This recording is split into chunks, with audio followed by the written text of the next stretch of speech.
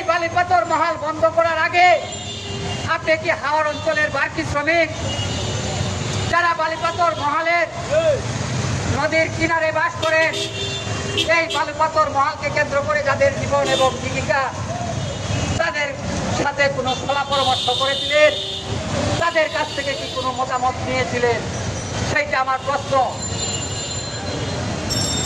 আর যদি সেটা না হয়, তাহলে আজকের এই সমাবেশ থেকে আমি দাবি জানাবো,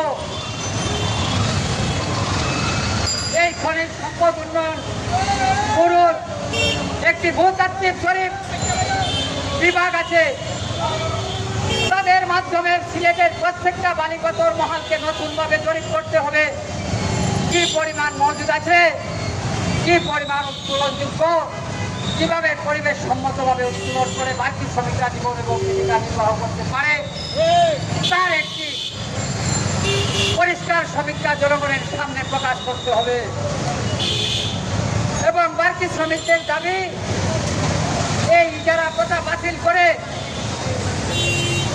নতুন একটি নীতিমালা প্রণয়ন করতে হবে এবং সম্পূর্ণভাবে সরকারের নিয়ন্ত্রণে নিতে হবে এই বালিপাথর মহালকে। এই দেশের জন্ম হয়েছে প্রায় ৫৪ বছর। বাংলাদেশে এখন নদী গবেষক আছেন, বাংলাদেশে এখন খনিজ সম্পদের বিষয়ে গবেষক আছেন, বাংলাদেশে বুয়েটের গবেষক আছেন। ওনাদের সবার সমন্বয়ে একটি বৃহৎ গ্রুপ তৈরি করে এই অঞ্চলের প্রাণ প্রকৃতি কিভাবে রক্ষা করা যায় তার সঠিক পরিকল্পনা তৈরি করতে হবে।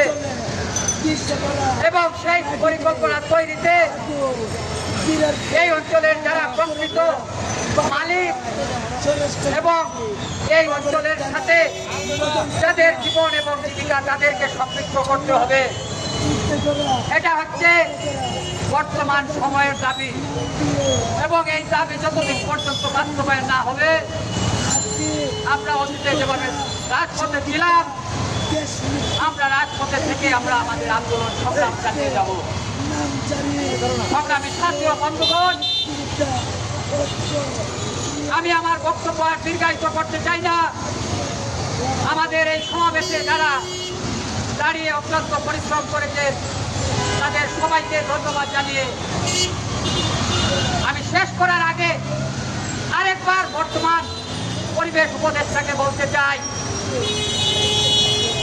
একটা কাঁচা পয়সার দুইটা দিক থাকে। একটা দিকে থাকে শাপলা, আরেকটা দিকে থাকে যমুনার পদ্মা নদীর ছবি অথবা শেখ মুজিবুর রহমানের ছবি। আপনি শুধু পরিবেশের দিকটা দেখে সিদ্ধান্ত দিতে পারেন না, আপনাকে এই বস্তুর দুইটা দিক দেখতে হবে। এই দুই দিক মূল্যায়ন করে আপনাকে সিদ্ধান্ত নিতে হবে।